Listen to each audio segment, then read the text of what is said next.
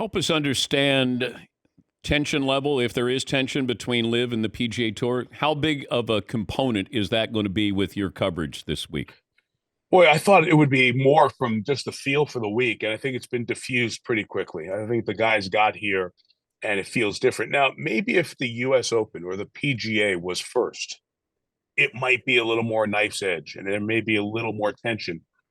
But I think nobody wants to be the guy who was at the Masters and made it about LIV versus the PGA Tour and not the Masters tournament. It just doesn't feel like the place to do it. Yep. And it sounds like from the early reports from the Champions Dinner last night that the guys mixed in pretty well and it wasn't an issue. There wasn't a kiddie table for the LIV guys and everybody else got to sit at another table, you know.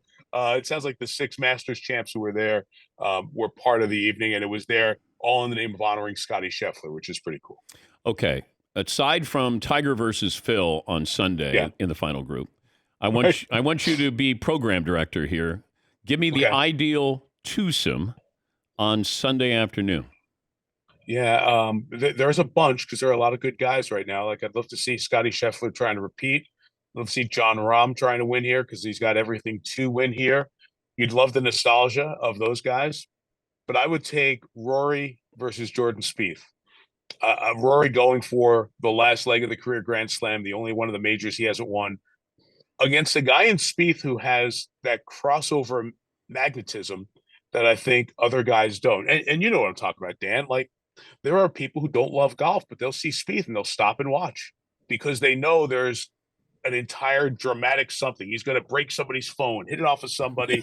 He's going to be in an impossible place. He's going to chip in and make 3 and just kind of have that aw shucks look about him, right? There's something about Jordan. You want to watch him hit his next shot. And I think Rory's got that star quality along with everything he's done to try to keep the PGA Tour intact. Mike, for me, that you got to have Sunday. Rory versus Patrick Reed on Sunday. Oh, you really? Do you want that?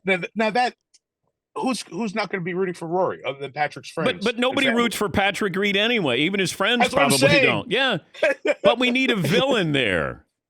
You want to go that way? Yes. That's you. Yeah. You okay. How about this? How about Dustin Johnson and Rory? Yeah, but you know what, Dan? Like, does anybody dislike Dustin Johnson? Or does anybody dislike Cameron Smith? Most of the guys who are playing for LIV or playing on the LIV tour, when they come back, it's like, yeah, you know, what did he ever do to you? Right now, Patrick Reed has over a variety of years. I don't know. I might get sued here if I say anything about Patrick. Over a variety of years, he has caused the ire of several for a variety of reasons. Always been very nice to me, but this has been told in courts over the years.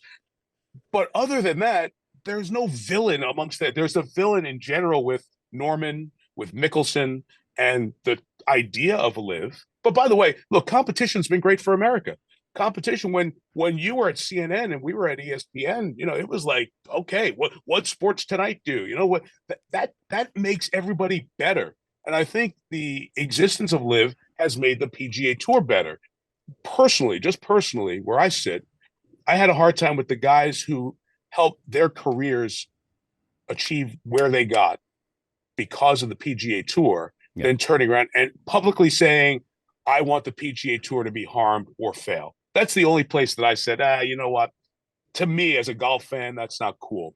Other than that, competition makes you better. I think the tour is better today than it was 15 months ago because of the threat of LIV. Is Greg Norman there? I have not seen him. He certainly wasn't at the Champions Dinner. He didn't win the tournament.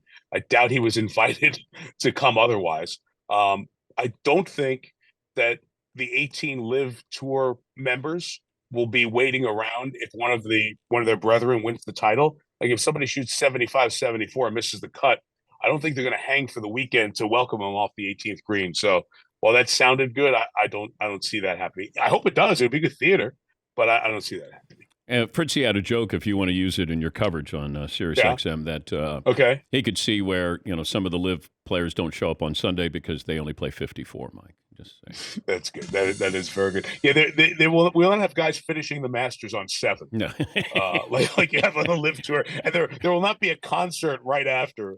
That will not be. Look, it's different. It's a challenge to the system. like every other look. Think of the ABA and the 3-point shot, right? The NBA thought that was ridiculous. That half court shot that Jerry West hit in the finals was a 2-pointer to send the game to overtime, right? It would have been a 3 to win it back if it was more recent. The ABA's ability to do that changed the game and impacted the game forever. So there are elements of stuff that can work.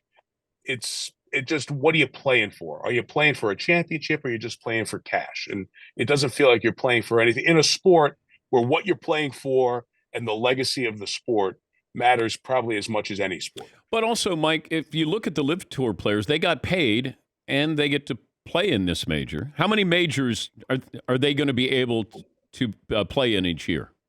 Dan, that's the big story with those guys. The numbers are going to dwindle because they're not getting world ranking points. Unless you have other ways in, you're not going to find your way in. So each major has a certain qualification that if you finish in the top 12 or the top 8, you get invited back next year. To me, that's the story with the LIV players on Sunday.